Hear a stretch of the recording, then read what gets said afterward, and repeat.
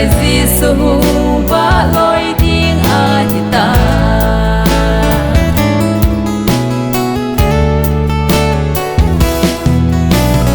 I bagai hung git na di ni ko anay da.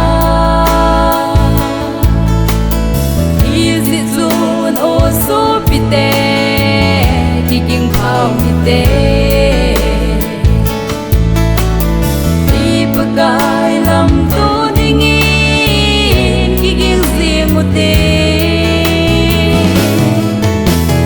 bên phát anh ai tai khai nhìn thâu viên thọ phá này Bagai Giêsu và lối tiếng Anita. I muốn đến lo viên thâu viên thọ đó phá Anita. Bagai Giêsu và lối tiếng Anita.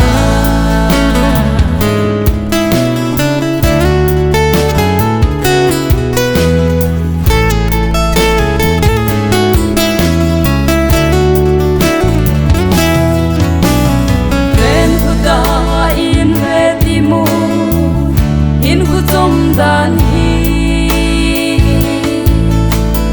hello lại na him bi tunin ki ngai to un tin na na sin sin mi amor lepta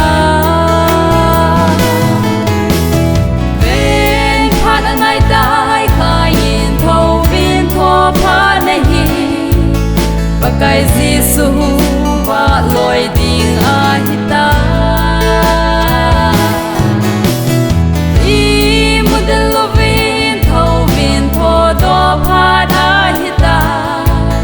Bagai Giêsu và lối tiếng Anita.